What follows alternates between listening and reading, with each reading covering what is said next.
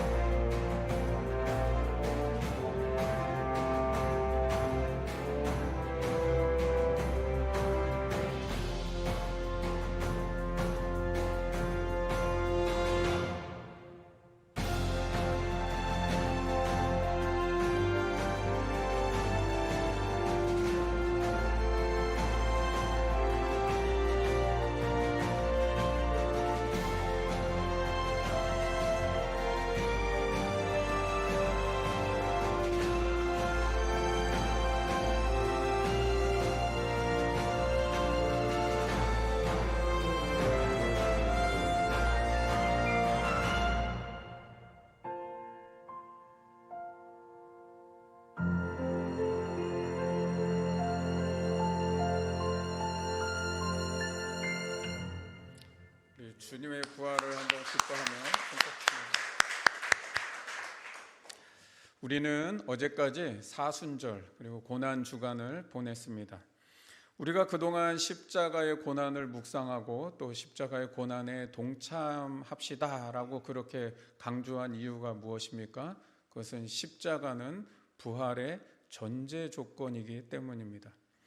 부활이라고 하는 것이 어디서 맺어지느냐? 죽음이라고 하는 것에서 맺어지는 열매라는 겁니다. 죽음에서 부활이 피는 거예요. 십자가의 완전한 죽음이 있어야만 인간의 죄가 완전한 죄사함을 받는 겁니다. 십자가의 완전한 죽음이 있어야 부활이 온다는 거예요. 여러분, 우리가 읽지 않았지만 36절에 보면 그래서 사도 바울이 어리석은 자여 하면서 말하는 게 뭐냐면 만일 죽지 아니하면 다시 사는 것이 없느니라. 죽어야 다시 살잖아요. 그죠? 그런데 많은 사람들이 자꾸 반쪽 복음만을 믿는 경향들이 많이 있는 것 같습니다. 한 부류는 이런 거예요. 십자가는 별로 흥미 없다. 나한테 자꾸 고생하라 그러지 말아라. 나는 부활만 있으면 된다. 부활의 영광만을 얻고 싶은 사람들이 있어요. 또 한 부류는 그 반대입니다. 십자가에서 계속 죄 용서만 구하고 삶의 변화가 없는 겁니다. 부활의 존재로 내가 새롭게 거듭난 삶을 살아가는 거에는 관심이 없고 그냥 십자가에서 매일매일 나 죄만 용서해달라는 거예요. 죄 용서만 받고 죄 용서만 구하는 거예요. 우리를 구원하는 믿음은 십자가에서 우리의 죄를 위해 그 모든 죄를 다 사하시기 위해서 돌아가셨다고 하는 그 십자가의 죽음이 나를 위한 죽음이라고 하는 십자가 복음도 믿어야 하지만 예수님이 부활하심으로 우리도 부활하는 새로운 존재로 거듭난다고 하는 부활의 복음도 믿어야 한다는 겁니다. 그렇다면 이 십자가 부활의 복음이 왜 이토록 중요할까요? 그것은 인간의 가장 궁극적인 문제인 죽음의 문제가 있기 때문이라는 거예요. 여러분, 우리가 살아가면서 크고 작은 인생의 문제들을 만납니다. 그렇죠? 그런데 그 수많은 문제들이 죽음이라고 하는 문제 앞에서는요, 다 아무것도 아닌 것들이 됩니다. 여러분, 우리 사람들과 이제 같이 대화하다 보면 가끔 그런 경우 있잖아요. 내가 누가 이렇게 이것 때문에 너무 고생했어 그러면 내가 너보다 더 고생했어 하는 그런 식으로 약간의 보이지 않는 그런 서로 자기가 조금 더 고생했다고 하는 걸 어필하려고 하는 대화가 되는 경우가 있어요. 남자들 같은 경우에는 군대 얘기하다 보면 내가 더 고생하는 군대 생활을 했다 이거죠. 예. 여러분 어르신들도요 건강 얘기하는 거 이렇게 잘 들어보세요. 어느 분이 아이고 내가 여기가 아파서 이러면 야 넌 아무것도 아니다. 나는 여기 쑤신다. 난 저기가 아프다. 뭐 서로 본인들이 더 아프시다고 이렇게 막 얘기가 점점 더 강도가 깊어지죠. 그런데요 아무리 그런 얘기 해보세요. 백날 소용없습니다. 어느 분이 나 한 달밖에 살지 못한대 그러면 그 앞에는요 아무도 뭐 누가 나설 수 있겠어요. 여러분 죽음이라는 문제 앞에 서면 경제적인 어려움 이거 아무것도 아닌 거예요. 고생하는 거 아무것도 아니에요. 질병 아무것도 아니에요. 죽음 가장 궁극적인 인생의 문제라는 겁니다. 여러분 오늘 우리 자녀들이 이제 함께 예배를 드리는데 이 사진이 무엇일까 한번 우리 PPT 보여주시겠어요? 이 사진이 무엇일까? 우리 초등학교 고학년이나 또 우리 중등부 친구들은 좀 알 수 있을 것 같은데 첫 번째 사진은 뭘까요? 중국의 진시황릉이죠. 네. 두 번째 위에 오른쪽 위에 있는 사진은 예? 예, 인도 나왔어요. 인도 뭐요? 타지마할. 예. 그리고 세 번째 사진 오른쪽 아래는 뭐죠? 이건 뭐 너무 잘 알죠. 이집트의 피라미드. 이 세 곳은요 다 유네스코가 지정한 세계 문화유산으로 지정된 곳입니다. 그런데 이 세 곳에 공통점이 있어요. 이 세 지역의 공통점이 뭘까요? 그렇죠. 무덤이라고 하는 사실입니다. 아유 똑똑해요. 네, 네. 여러분 중국의 진시황릉은 진시황이 자기가 죽은 후에 이제 묻힐 지하 궁전을 만들어 놓은 것이죠. 고대 당시에는 이런 생각이 있었어요. 무덤을 크게 만들고 오래 만들면 장수한다는 생각을 갖고 있었습니다. 그러다 보니까 진시황은 불로장생을 꿈꿨던 사람이에요. 어떻게 하면 늙지 않고 오래 살 수 있을까? 불로장생을 꿈꾸다 보니까 자기가 황제가 된 바로 시작부터 이 무덤을 만들기 시작한 겁니다. 여러분 그래서 완전히 궁전을 만들어 놓은 거예요. 거기에 보면 엄청나게 많은 방들이 있고 또 우리가 알다시피 진흙으로 만든 군인들과 말들이 굉장히 많죠. 지금 발견된 것만 거의 6,000개가 발견되고 아직도 발굴 중이라고 합니다. 두 번째 인도의 타지마할은 인도의 샤자한이라고 하는 사람이 자신의 황후 뭄타즈 마할이라고 하는 황후가 아기를 낳다가 죽으니까 그 황후를 위해서 자기가 사랑하는 그 황후를 위해서 무덤을 만든 건데 말이 무덤이지 죽은 자가 나중에 살게 해준 궁전이죠. 궁전. 죽은 자의 궁전. 세 번째 이집트의 피라미드도 이집트의 왕들의 무덤이잖아요. 죽은 왕이 죽은 후에도 살 수 있는 궁전을 만들어 놓고 거기에 그 신하들까지 다 집어넣었잖아요. 그리고 여러 개의 방들이 있고 미라를 만들어서 시체가 썩지 않게 만들어 놓고 죽은 후에도 부귀영화를 누리라고 거기에 많은 보물들을 갖다 넣어 놓았죠. 이렇게 세계의 여러 나라들이 크고 웅장한 무덤 이런 지하 궁전을 죽은 자의 궁전을 만들어 놓은 이유가 무엇일까요? 그것은 죽음 이후에 그 세계에 대한 두려움 때문에 그런 거예요. 죽은 후에는 어떻게 될까 하는 두려움. 죽은 영혼이 좀 쉴 공간이 필요하지 않을까? 죽은 몸이 만약에 다시 살아난다면 어떻게 하지? 그런 어떤 두려움과 또 혹시나 하는 마음 때문에 죽은 사람을 위한 궁전을 만들어 놓는다는 거죠. 지금 현대에도 사람들이 죽음을 극복하기 위해서 굉장히 많은 노력을 하고 있습니다. 나중에 살 곳이 없을까 봐 우주 어딘가에 바다 어딘가에 우리가 살 새로운 장소들을 지금 발굴하려고 노력하고 있고요.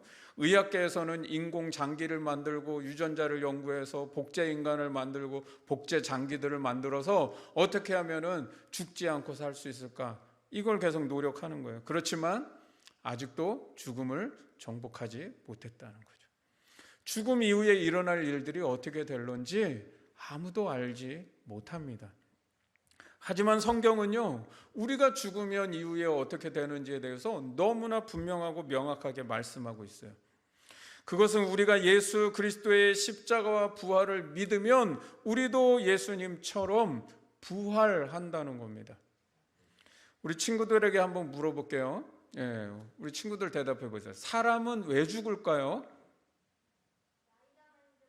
나이가 많이 들어서, 그걸 늙어서 죽는다는 거죠. 네. 또 사람은 왜 죽까? 아니 이게 좀 늙지 않고 그냥 오래 살면 안 돼요? 왜 죽어야 되죠? 죄를 지어서. 역시 우리 인한교회 친구들은 똑똑해요. 네.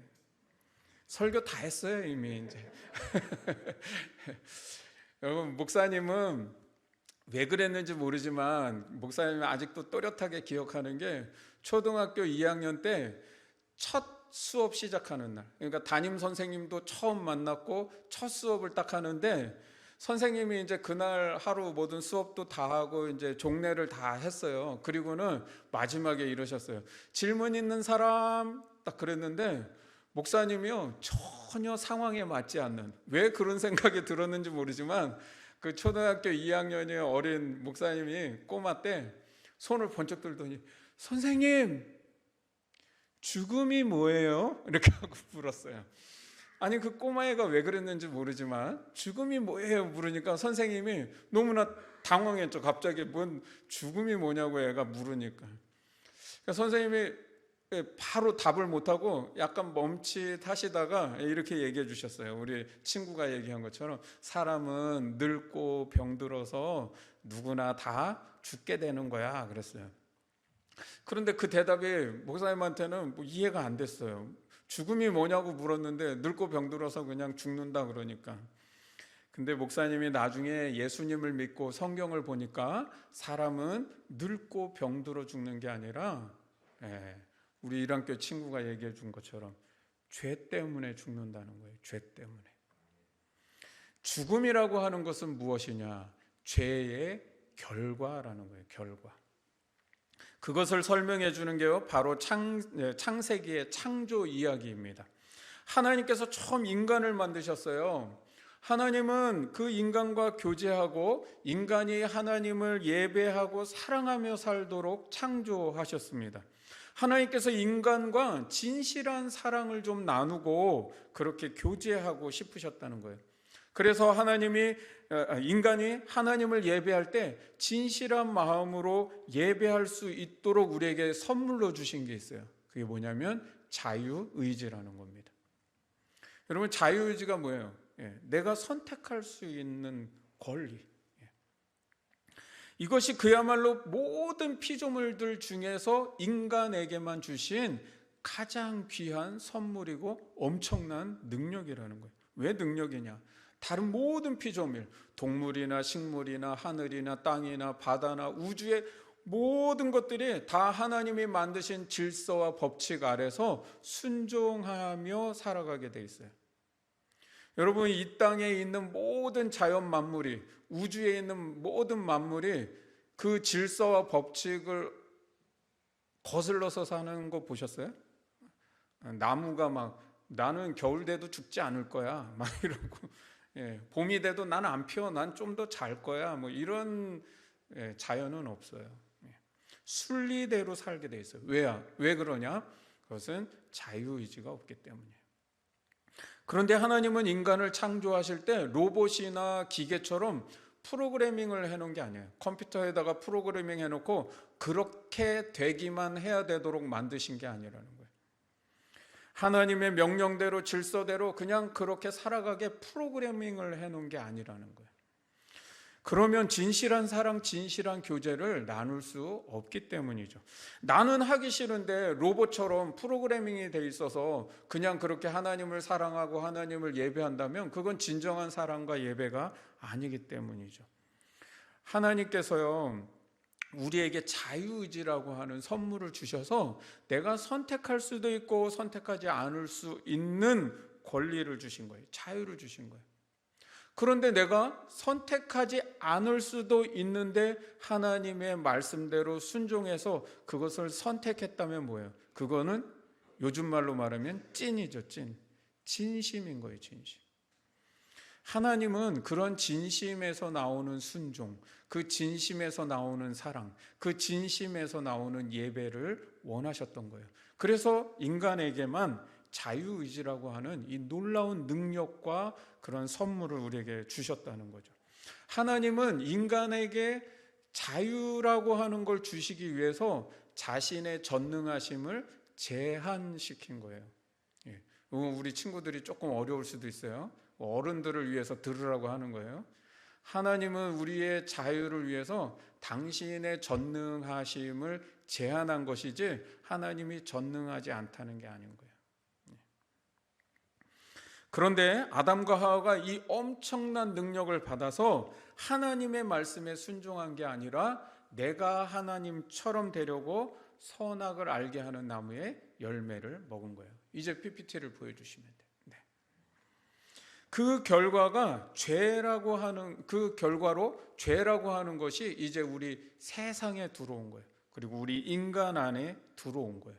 그래서 모든 사람이 죄 가운데 빠져 있다는 겁니다. 아담과 하와가 범죄했는데 왜 내가 죄인이에요?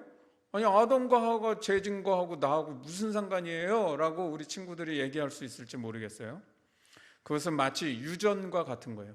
우리 친구들이 유전자를 이어받았기 때문에, 엄마 아빠로부터 받았기 때문에 나는 그러고 싶지 않은데 엄마 아빠를 왜 이렇게 닮았어? 나 좀 더 이쁘고 싶고 나 더 잘생기고 싶은데 왜 우리 엄마 아빠를 닮았어?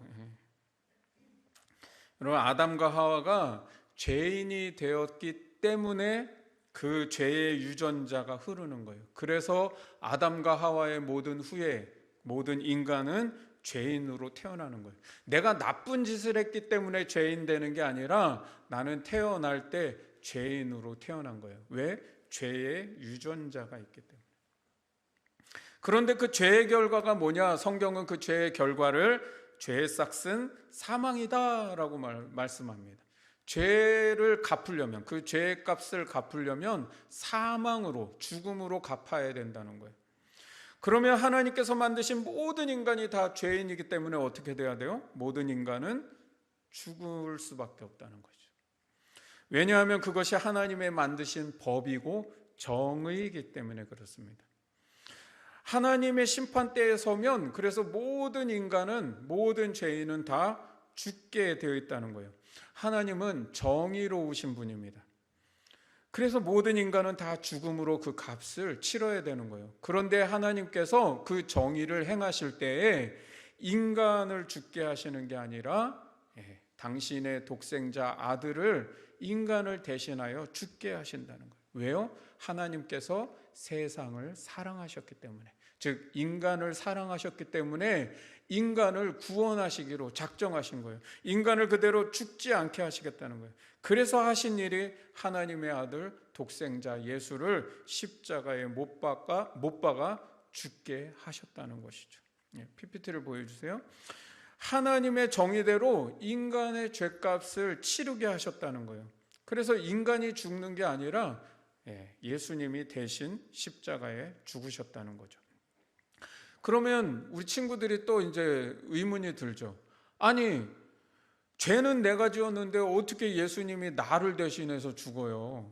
그리고 2000년 전에 죽은 예수님이 지금 현대를 살고 있는 나를 대신해서 어떻게 죽었다고 말할 수 있어요? 여러분, 우리가 거기에 대해서 첫 번째로 알아야 되는 게 있어요. 이제 우리 친구들이 잘 들어보세요. 하나님은 어떤 분이냐? 영원하신 분이라는 거예요. 하나님은 우리처럼 시간의 제약을 받으시는 분이 아니에요. 하나님은 영원하신 분이에요. 그래서 시간의 제약을 받는 우리에게는 과거도 있고 미래도 있고 지금 현재도 있죠. 그런데 시간의 제약을 안 받으시는 영원하신 하나님은 과거가 없으세요. 미래가 없으세요. 하나님은 현재에만 있는 거예요. 그래서 우리한테 2000년 전이지만 하나님께는 언제라고요? 그때도 현재. 지금 2000년 후에도 지금도 미래가 아니라 지금도 현재. 그리고 앞으로 한 3000년, 4000년이 돼도 그때가 미래가 아니고 어떻게 해요? 하나님은 현재라는 거예요. 인간이 그래서 영원한 생명을 얻게 되면 어떨까요? 그 모습이 변하지 않는 거예요.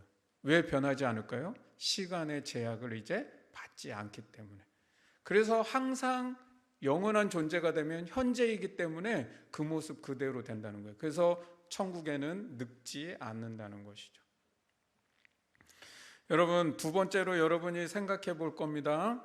어떻게 예수님이 내 죄를 대신하죠? 어떻게 2000년 전에 예수님의 죽음이 나의 죄를 씻죠? 이번에 우크라이나 전쟁 때요, 포로를 교환하는 일이 있었습니다. 그 첫 번째 포로를 교환할 때 러시아 군인 10명과 우크라이나 군인 10명을 서로 맞교환을 했습니다. 그리고 또 하나는 우크라이나 시장이 포로로 잡혔었는데 우크라이나 시장을 교환하기 위해서 러시아 군인 9명을 석방을 해줬습니다. 여러분, 우크라이나 시장은 왜 그럴까요? 그만큼 중요한 인물이기 때문에 한 명과 한 명을 교환하는 게 아니라 군인 9명과 그 시장을 교환했다는 거예요. 옛날 베트남 전쟁 때는요, 미군 전투기 조종사 1명하고 베트콩 1000명하고도 바꿨대요. 여러분, 예수님이 이 땅에 인간으로 태어나신 이유는 뭘까요? 그것은 우리의 죄를 담당하시기 위해서 인간으로 태어나신 거예요. 하나님이 죽을 수는 없잖아요. 하나님이 죽을 수 없으니까 인간의 몸으로 태어나서 인간의 죄를 담당해서 죽게 된다는 거예요. 그렇다고 예수님이 인간이신가요? 아니죠. 예수님은 여전히 하나님이신 거예요. 그래서 하나님이신 예수님의 피는 모든 인간의 죄를 다 사하고도 남을 만한 가치가 있는 거라는 거예요. 여러분, 그러면 이제 인간의 모든 죄는 다 이제 해결이 된 겁니다. 그러면 이제 다 끝났나요? 아니요. 죽는 것으로 모든 것이 끝난다 그러면 아무 의미가 없는 거예요. 그래서 하나님께서 예수님을 3일 만에 다시 부활하게 하신 거예요. 왜 부활을 하게 하신 걸까요? 부활이 왜 필요한 거죠? 십자가에서 죽었다는 건 뭐예요? 인간의 죄의 값을 담당해 주신 것만 해당하는 거예요. 그러니까 우리는 형벌을 안 받아도 되는 용서만 받은 것이지 아직 우리는 여전히 뭐로 있는 거예요? 죄인으로 남아 있는 것이죠. 그래서 하나님은 예수님을 부활하게 하셔서 우리도 예수님처럼 부활하게 하시려고 하신다는 거예요. 그래야 우리가 죄인이 아니라 완전한 의인으로 살 수 있기 때문인 거예요. 하나님이 처음 창조하셨던 하나님의 형상을 닮은 인간으로 우리를 변화시켜 주시려고 하시는 거예요. 그래서 십자가도 중요하지만 부활이 똑같이 중요하다는 겁니다. 나중에 예수님께서 다시 이 땅에 재림하신다 그랬어요. 그 재림하시는 날에 우리가 다 부활하고 그때 완전한 의인으로 거듭날 거예요. 변화될 거예요. 지금은 우리가 어떤 상태일까요?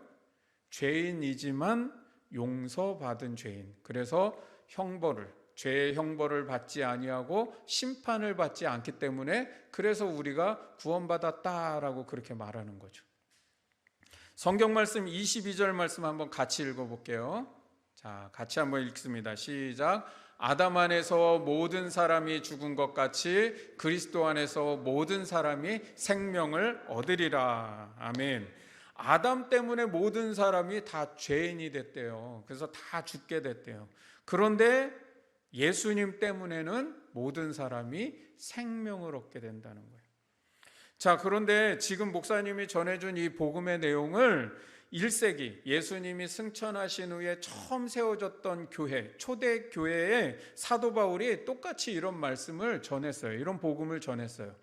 그런데 지금 그리스라고 하는 나라 아시죠? 그 그리스 나라에 고린도라고 하는 그 도시가 있어요. 그 고린도 도시에 세워진 고린도 교회가 있는데 이 고린도 교회에 지금 무슨 말들이 막 나오고 있냐면 부활이 없대, 부활이 없대, 이런 소문이 막 떠돌고 있는 거예요.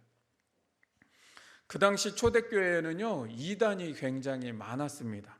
그 이단 중에 영지주의라고 하는 이단이 있었는데 이 사람들 때문에 지금 사도 바울이 오늘 이 고린도전서의 말씀을 설교하고 있는 거예요. 영지주의자들이 말하는 내용은 뭐냐면 영은 선하다. 인간 안에는 영과 육이 있는데 영은 선한데 육은 악하다는 거예요. 그리고 영은 영원 불멸하지만 육은 소멸된대요. 다 없어져 버린대요. 그런데 이 영은 선하고 육은 악하다고 하니까 뭐예요? 육은 내 맘대로 해도 되는 거예요. 원래 악하니까. 그리고 죽으면 다 소멸되니까. 그러니까 이 영지주의자들이 말하는 게 뭐예요? 그냥 네 맘대로 죄 짓고 살고 타락하고 살고 문란하게 살아도 괜찮아. 육은 어차피 죽으면 다 소멸돼. 나중에 영은 죽으면 이 육이라고 하는 허물을 딱 벗고 하늘나라에 올라가서 이제 자유롭게 날아다닌다는 거예요. 그게 영지주의자들이 말하는 거예요. 그래서 부활은 없어. 여기서 말하는 부활이 없다는 것은 몸의 부활이 없다는 거예요. 이 사람들이 말하는 부활은 영만 부활한다는 거예요. 사도 바울은 지금 그거 잘못된 거야. 부활이라고 하는 것은 그런 게 아니야 라고 하면서 부활이 어떤 모습인지, 우리가 부활하면 우리는 어떤 모습으로 부활할 것인지를 가르쳐 주기 위해서 오늘 이 말씀을 해주신 거예요. 오늘 우리가 읽은 말씀을 잘 보면 이런 내용이에요. 그래서 만일 부활이 없다면, 그 부활이 없다고 지금 하는 사람들한테 얘기하는 거예요. 이 사람들아, 부활이 없다면 예수님께서 다시 살아날 리가 없다. 예수님께서 그렇게 부활하지 않았다면 우리 믿음도 다 헛된 것이고, 우리가 지금 전파하고 있는 것도 다 헛된 것이고, 우리가 다 거짓말쟁이가 되는 것이다. 만일 부활이 없다면 우리는 여전히 죄 가운데 남아있게 될 것이고, 만일 부활이 없다면 우리는 이 세상의 모든 사람들 중에 제일 불쌍한 사람이 될 거야 라고 말하는 거예요. 왜요? 부활이 없다고 하는 사람들처럼 그냥 우리도 마음껏 즐기며 살아가고 내 맘대로 죄 지으면서 살아가고, 그러면 얼마나 편하겠어요. 우리가 못하러 막 거룩하게 살아야 돼, 우리의 양심을 지키며 살아야 돼, 착하게 살아야 돼, 고상하게 살 필요가 뭐가 있어요. 32절 말씀에 보면 사도 바울이 그 얘기를 하는 거예요. 죽은 자가 살아나지 못한다면 사람들이 그날에 먹고 마시고 흥청망청 타락하며 살 거라는 거예요. 여러분, 지금 이 세상에 만약에 법이 없다고 생각해 보세요. 법이 없는 세상에 사람들이 어떻게 살 것 같아요? 다 착하게, 거룩하게, 깨끗하게 살 것 같아요? 아니죠. 다 내 맘대로 죄 지으며 타락할 거예요. 20절 말씀을 같이 한번 읽어볼게요. 20절 시작. 그러나 이제 그리스도께서는 죽은 사람들 가운데서 살아나셔서 잠든 사람들의 첫 열매가 되셨습니다. 아멘. 지금 앞에 부활이 없다면 하고 얘기했잖아요. 그런데 지금 이제 20절에서는 반전을 얘기하는 거예요. 그러나 부활이 없을 수가 없습니다. 왜요? 예수님께서 죽은 사람들 가운데서 살아나셔서 부활의 첫 열매가 되셨기 때문이라는 거예요. 그러니까 부활이 없다는 건 말이 될 수 없다, 이 얘기를 하는 거죠. 여기 부활의 첫 열매라고 하는 게 굉장히 중요한 거예요. 이 첫 열매가 무엇입니까? 첫 열매는 첫 열매가 열렸기 때문에 다음에도 이러한 열매가 열릴 거라는 걸 알려주는 희망이 생기는 거죠. 첫 열매가 열렸기 때문에 다음에 열릴 열매도 이런 열매가 열릴 거예요 라고 하면서 샘플로 보여주는 게 되는 것이죠. 예수님께서 부활의 첫 열매가 되셨기 때문에 이후에 우리도 부활할 수 있다고 하는 확신과 소망이 생기는 것이고, 예수님이 부활하신 첫 열매가 되셨기 때문에 우리도 부활하면 저런 모습이겠구나 라고 하는 것을 알게 된다는 거예요. 예수님께서 부활의 샘플이 되어주셨다는 거예요. 우리 여자분들, 우리 엄마들 화장대에 가보면 이런 손가락 반토막만한 샘플 화장품이 있는 거 보실 거예요. 그 샘플 화장품 아주 작아요. 그렇지만 그 작은 것이 그 화장품 큰 제품이 어떤 제품인지를 완전하게 다 보여주는 거라는 거예요. 크기는 작지만, 크기만 작을 뿐이지 본질은 완전히 다 똑같다는 거예요. 그렇다면 예수님께서 보여주신 부활의 첫 열매, 이 샘플은 어떤 모습을 보여주고 있을까요?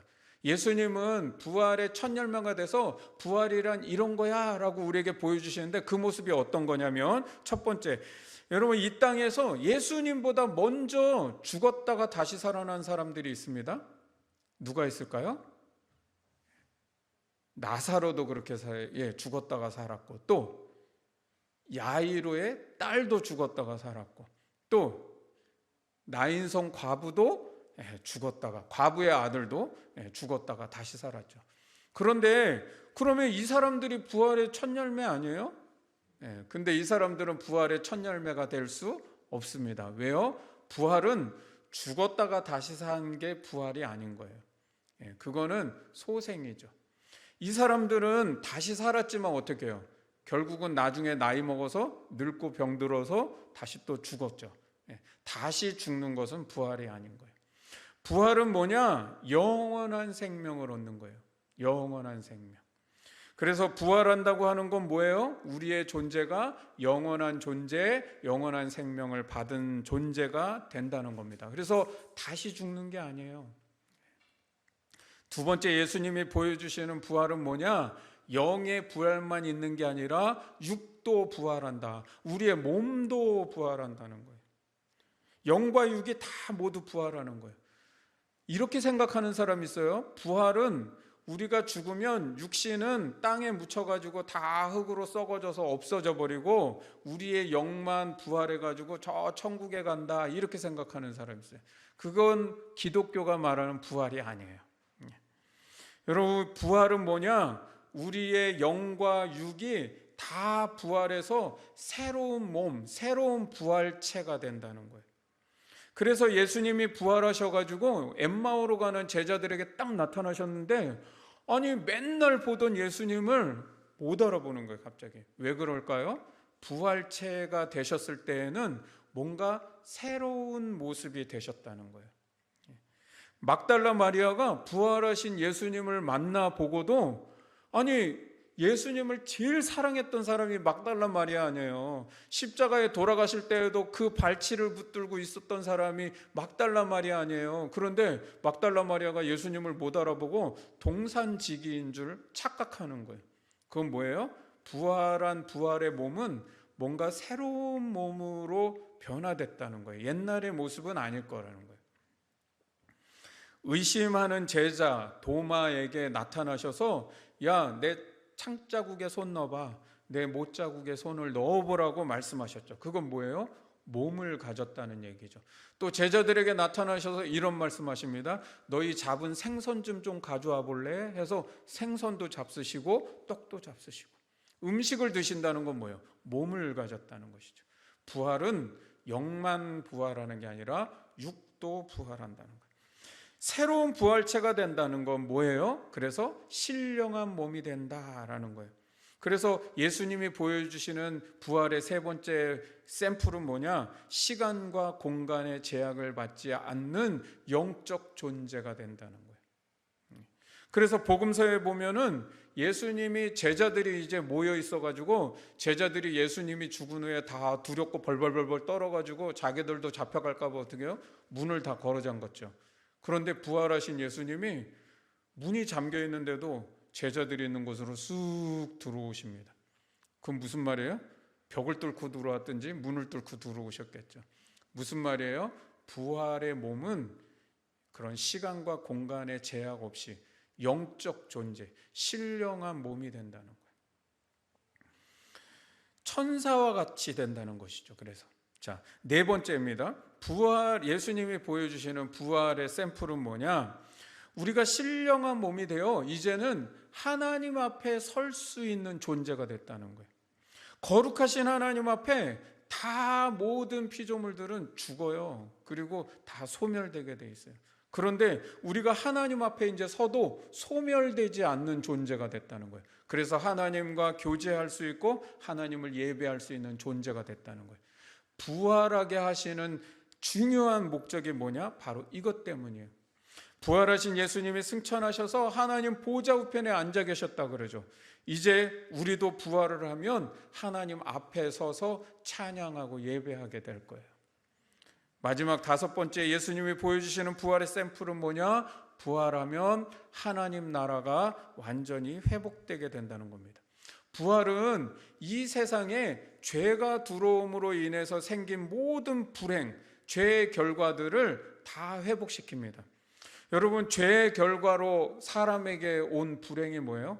아까 우리 친구가 얘기한 대로 늙는 거, 병드는 거, 영원히 살지 못하는 거, 욕망에 사로잡혀서 그렇게 많이 가졌는데도 더 가지겠다고 갈급하면서 살아가는 거, 인간의 이기심과 죄의 욕망 때문에 자연환경이 다 파괴되고 있는 것들, 모든 피조물들이 막 파괴되고 있는 것들, 불의한 것들, 다투는 것들, 시기, 질투, 미움, 살인, 폭력, 이러한 세상들이 의의 세상으로 다 변화된다는 거예요. 그리고 파괴됐던 모든 자연 만물들이 다 소생한다고 말씀하고 있어요. 그래서 에스겔 47장에 보면 성전에서 흐르는 물이 이 온 땅으로 퍼져나갈 때에 죽었던 모든 자연 만물이 다 살아난대요. 부활은 이렇게 하나님 나라를 완성해 준다는 거예요.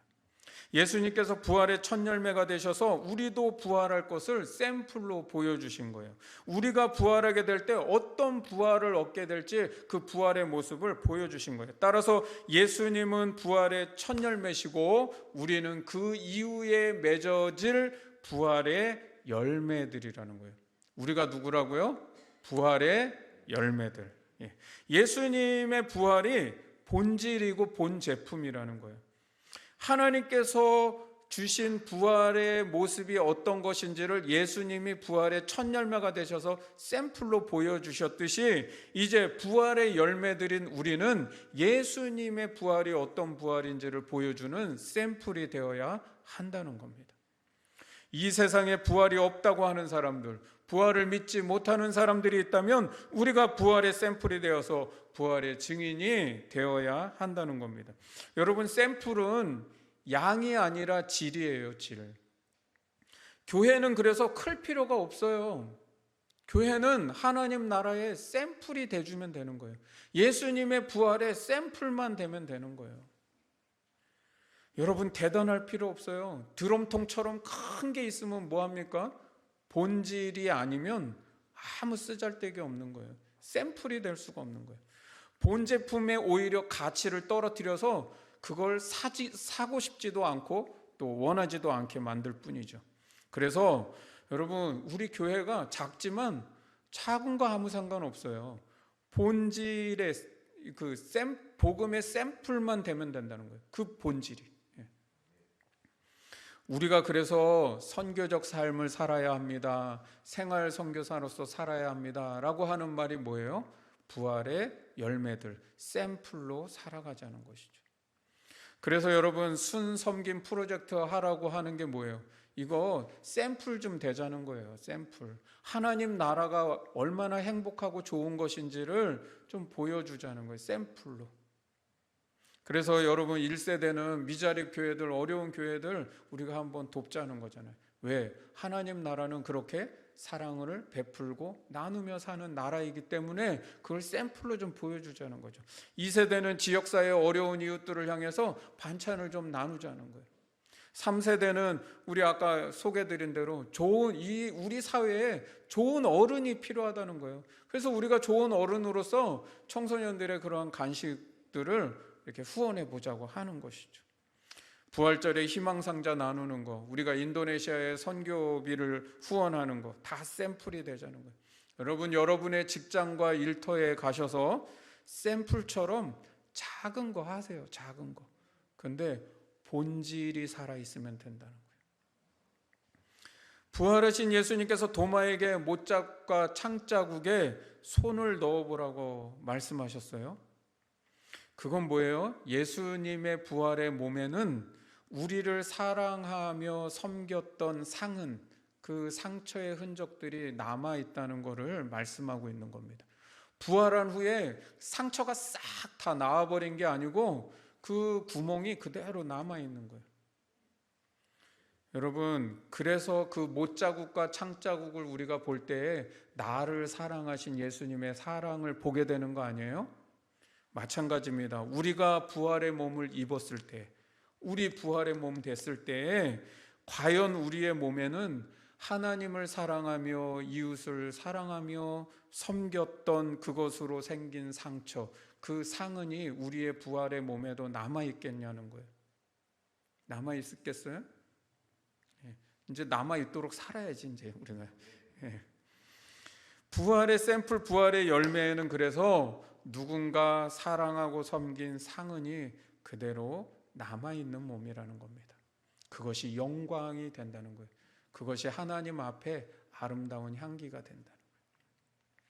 예수님의 부활이 어떤 부활이었는지 성경이 증언하는 그 열매를 보고 우리가 얻을 부활이 어떤 부활인지를 알게 된다면, 그래서 부활은 미래적인 게 될 수 없다는 겁니다. 내가 얻을 부활이 어떤 부활인지 안데 그 부활이 미래의 것이라고 생각해가지고 지금은 부활이 없는 것처럼 살아갈 수 있겠어요? 아니요.